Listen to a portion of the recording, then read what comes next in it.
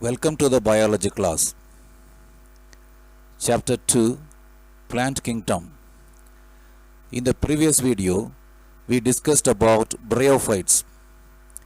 In this video, we will learn about pteridophytes.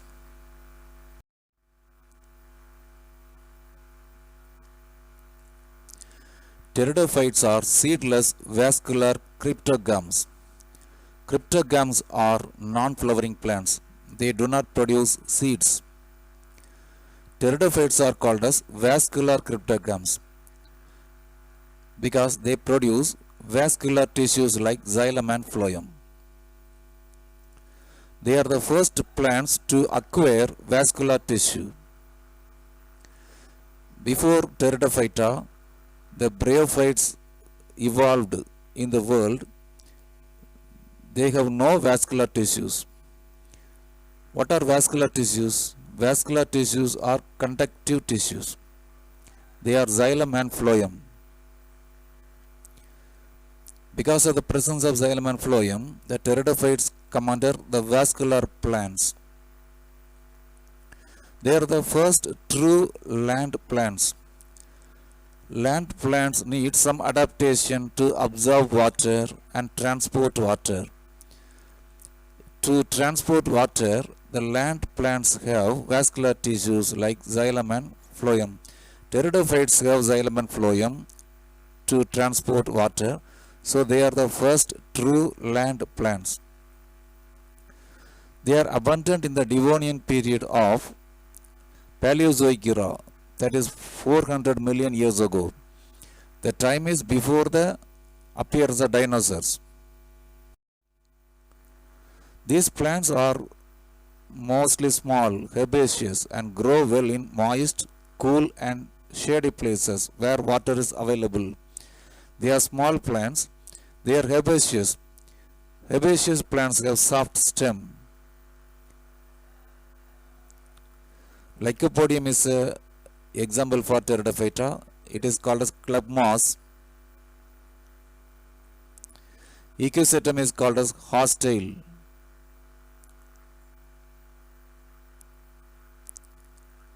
And Azolla is an aquatic fern plant. It is used as biofertilizer. Let us see the general characteristic features of pteridophytes. These plants have the dominant phase sporophyte. The plant body is sporophyte. Sporophyte is diploid. The sporophytic phase is a dominant phase. It is macroscopic and lived for long duration. The sporophyte has root, stem, and leaves. Let us see the types of roots. The roots are adventitious roots. They arise from the stem. The stem has branches. The branches are monopodial or dichotomous branch. The stem shows monopodial or dichotomous branching.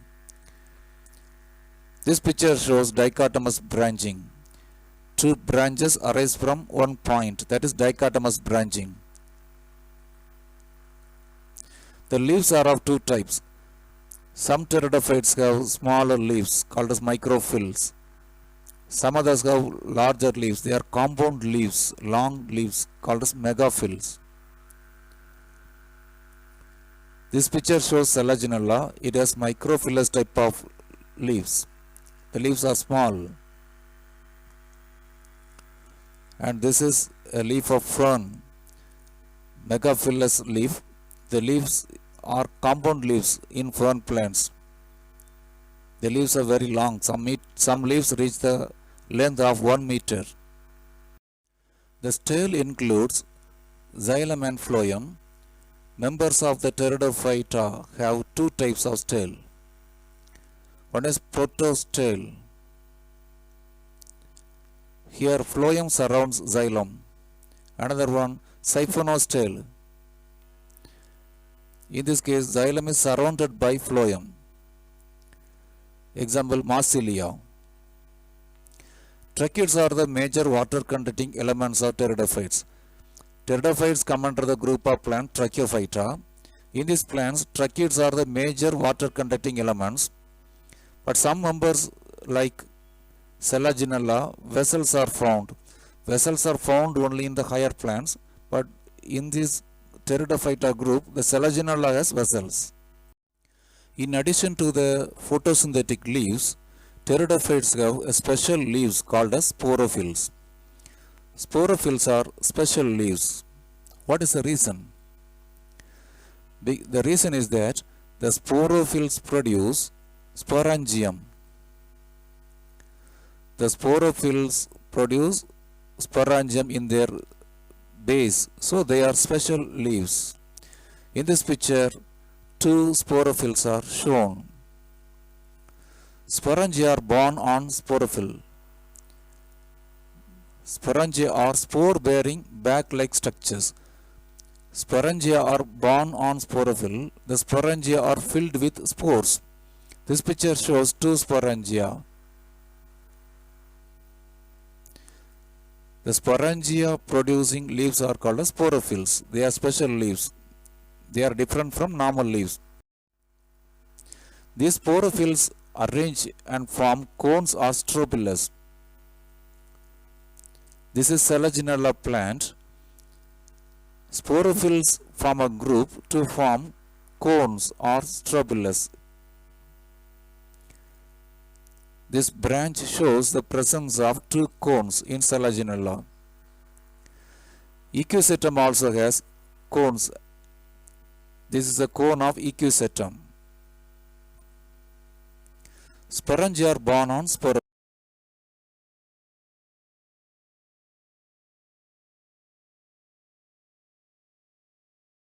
Sporophylls are special leaves. The spores are found inside the sporangia.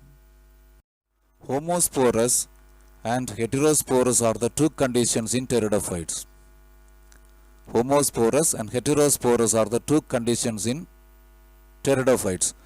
But in bryophytes, only the homosporous condition is there.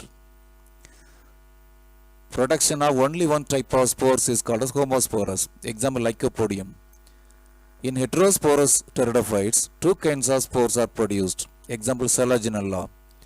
Homosporous pteridophytes produce only one type of spores. Heterosporous pteridophytes produce two types of spores.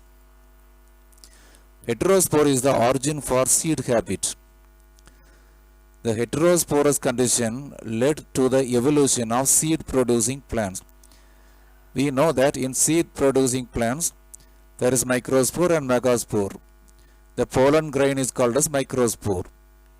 So it is very clear that the heterosporous development in the pteridophytes led to the evolution of seed-producing plants. There are two types of development of sporangia in pteridophytes. One is eusporangiate, another one leptosporangiate. Sporangium development takes place by two methods. One is eusporangiate, another one leptosporangiate. In eusporangiate type, sporangium development takes place from group of initials. From group of cells, sporangia develop. In leptosporangiate type, the sporangium develop from single cell. Inside the sporangia, spores are present. Now let us see how spores develop in pteridophytes. Inside the sporangia, spore mother cells are there. The spore mother cells undergo reduction division called as meiosis. Meiosis reduces the chromosome number to half, so it is called as reduction division. Spore mother cells are diploid cells. They have two sets of chromosomes. After meiosis, the spore mother cells produce haploid spores. The haploid spores on germination produce the prothallus. In pteridophytes, the gametophyte plant is called as prothallus. The prothallus develops from the spore after germination. The prothallus is the gametophyte of pteridophytes. The prothallus is haploid. The prothallus is haploid, so it is called a gametophyte. The prothallus produces gametes. The prothallus is multicellular and it is green structure. It is chordate shaped. Chordate shape means heart shape. And it produces gametes. The prothallus is called as gametophyte because it produces gametes. It is haploid, multicellular, green, and the shape is heart shape. The gametes fuse during fertilization and form zygote. The zygote is diploid. The diploid zygote undergoes mitotic division to form the embryo. The embryo is diploid. The multicellular embryo again undergoes development to form the sporophytic plant. This sporophytic generation is the dominant generation. The visible structure, the prothallus we see here, the heart-shaped prothallus we see here in this picture is 1 millimeter in size. The gametophyte is very small. The sporophyte is bigger in size. It is visible and it is long-lived. So in pteridophytes, sporophytic generation is it is a dominant phase. Now let us see vegetative reproduction in pteridophytes. Fragmentation is a kind of vegetative reproduction in pteridophytes. Resting buds are produced. The terminal leaves get overlapped and become fleshy to form resting buds. Resting buds develop from terminal leaves. Root tubers arise from the root. Adventitious buds arise in the place of leaves. Instead of developing leaf lamina, buds develop their adventitious buds. These structures develop into new plant. Sexual reproduction is oogamous. The thallus produces reproductive organs. The thallus is prothallus. It is a gametophyte. It produces reproductive organs. Antheridium is a male reproductive organ. Archegonium is a female reproductive organ. Antheridium produces motile male gamete. Archegonium produces non-motile female gamete egg. Here there is fusion of morphologically and physiologically different gametes. So the type of sexual reproduction is oogamous. Antheridium is a male reproductive organ. It produces multiflagellate antherozoids.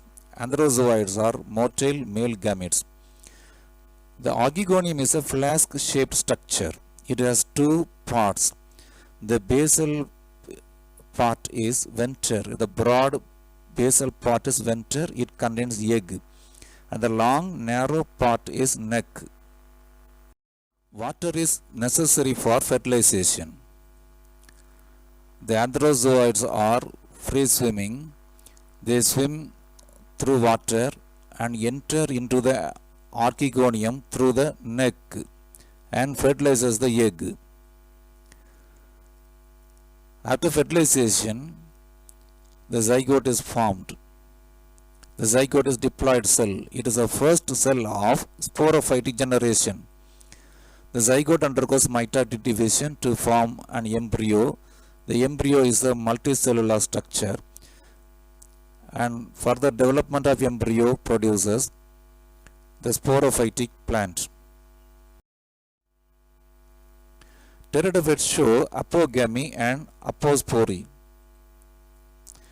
Apogamy occurring in some ferns. In apogamy, sporophyte develops from the gametophyte without fusion of gametes. Without fertilization, the sporophyte develops from gametophyte, that is apogamy. Apospory is the development of diploid gametophytes without meiosis and spores.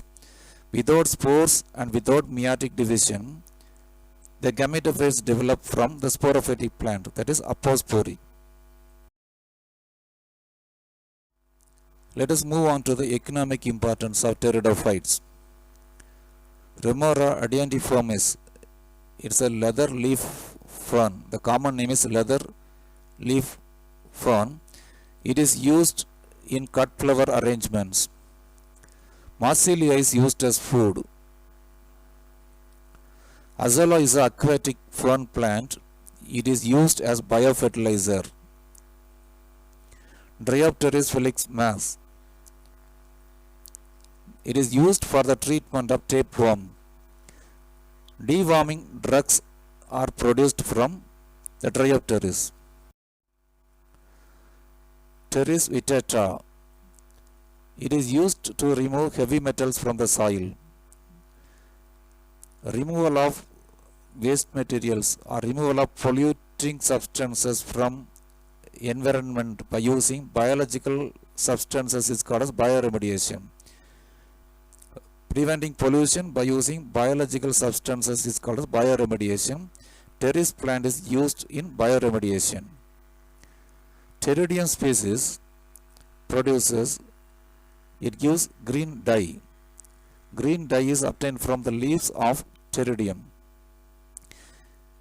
Equisetum, the stem is used for scoring. It is a process of purification. Silosium, Lycopodium, Selaginella, Angiopteris, Maracia are ornamental plants.